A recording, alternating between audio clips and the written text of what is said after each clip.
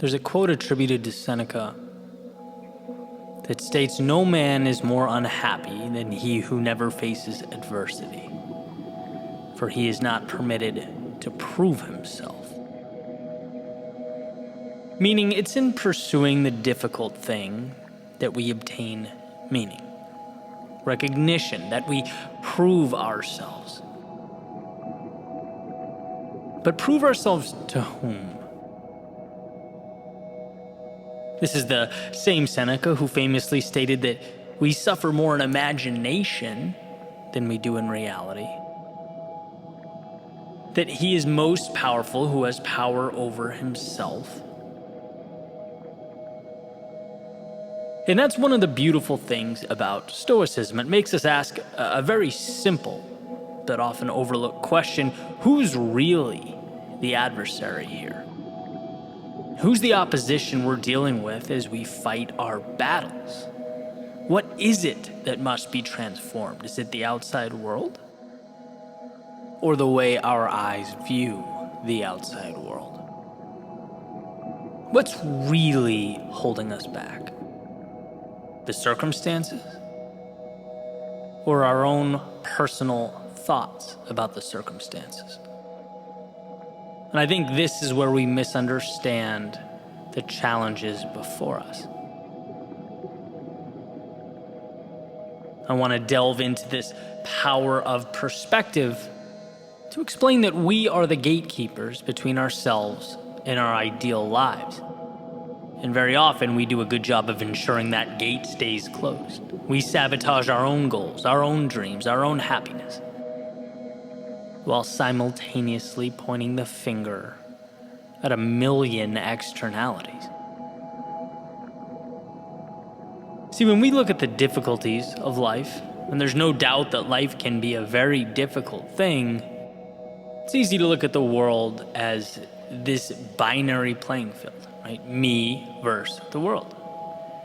And in fact, we often visualize the world as the enemy pushing back against us, as if its motives were counter to ours. But so many of these narratives, these stories, they actually say nothing about the outside world. And when we look deeper, it becomes apparent that they actually say a whole lot more about us. It's the one viewing that gets to decipher what the circumstance means. And so all narratives are reflections of the observer. Jim Rohn used to tell a story about two brothers who had an alcoholic father. He'd come home drunk, he'd abuse his sons. They had a terrible childhood. And as they each grew up and had families of their own, their paths kind of diverged, right? One became abusive, and the other was kind and loving and caring. And when confronted, the now abusive brother stated, "Well, look, how can you blame me? Don't you see how I was raised?" But the kind, loving, and caring brother stated, "Of course I'm like this. I could never put my family through what I went through as a child." Same circumstances, different lenses, interpretations, which means different real-world result. And the idea here is to emphasize how one of the most important abilities a human being possesses is the ability to interpret the world around him. I think of us as subjects navigating a world of objects, as though the things around us don't have meaning until we place meaning upon them. That's what humans do. Create narratives out of objects. And that often overlooked, seemingly insignificant ability places a lot of power in our hands. Very rarely is it what we see, it's what we think and what we do about what we see. You ever hang out with people that just tend to be happy, upbeat, positive energy? I have a very good friend like that, where his first inclination is always to find the positive. In moments where I've sort of trained myself to pause, take a second, sift through the emotion, uncover the value in a tough situation, refocus, and take a strategic step forward, I look over at him and he's already arrived there, right? He's been there for 3 minutes, right? Eliminated the negativity. It's his first instinct. He's the metaphorical kid hopping around in puddles, whistling at the top of his lungs, while everyone else is hiding out from the rain, or at least trying to find the courage to run out onto the street with him. Then there are people who seem to always find the negative. It doesn't really matter what the situation is. Happiness is fleeting, only to reveal the negativity that never seems to go away, right? The kind of person that if they won the lottery, their first thought might be, oh no, but what if I lose it all?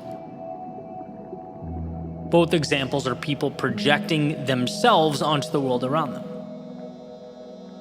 The same way that smoke covers and consumes an entire room. It's not the room that's the culprit. Here's another example from Jim Rohn, since we're on a Jim Rohn kick. He was making a similar point, and this is all from a collection of speeches he has on Audible, comparing humans to oranges, which is probably not a comparison you've made recently, but he said, there's consistency to an orange in that it can be filled with one thing. When you squeeze an orange juice is coming out. Period. It will never be apple juice or grapefruit juice. It will only emit what it has inside, which is orange juice. And well, here's the connection. When life pressures us, challenges us, or metaphorically squeezes us, we only emit the emotions that are contained and available, that are alive and well within us. If there is no jealousy contained in our thinking, we're not going to project jealousy out into the world. If there is no hatred within us, we will not project hatred onto others. Why is that powerful? It's powerful because, again, it's one of the most important things you can do. Certainly one of the most important things I've learned to do is take that finger pointing blame at the outside world, slowly turn it around, and point it back at myself. And ask, what thoughts, what emotions, what ideas am I letting live inside my head that's altering the narrative, the story I'm telling about myself and the world that I live in? And while one might think, well, that's uncomfortable, that's unfair, a little extreme, why should I point at myself? It's not my fault. I would challenge you, at least for the sake of the next few minutes, to see such a change as empowering, as your advantage, as the bridge from where you are to where you want to be. See, if you always have feelings of, let's say, jealousy around a particular person, that feeling in your stomach like, oh, they have it all, they're ahead, right? They live how I want to live, they're this and that, and I kind of hate them for it. You're naively giving the external world the power. You're saying, I feel the way I do because of that out there, some cosmic injustice. You are powerless because you're neglecting your personal agency as a factor. But when you turn that finger around and say, I only feel this way because I'm allowing myself to, then you can ask the question so many never think to ask. Why? Why do I feel this way?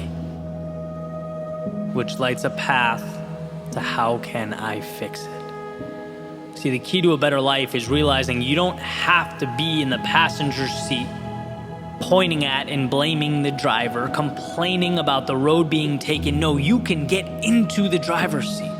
You can take the wheel. You can take control. Inherit responsibility. And there's more at stake. There's greater vulnerability. But the upside is unfathomable. And I find myself thinking all the time, man, people are blaming the wrong things.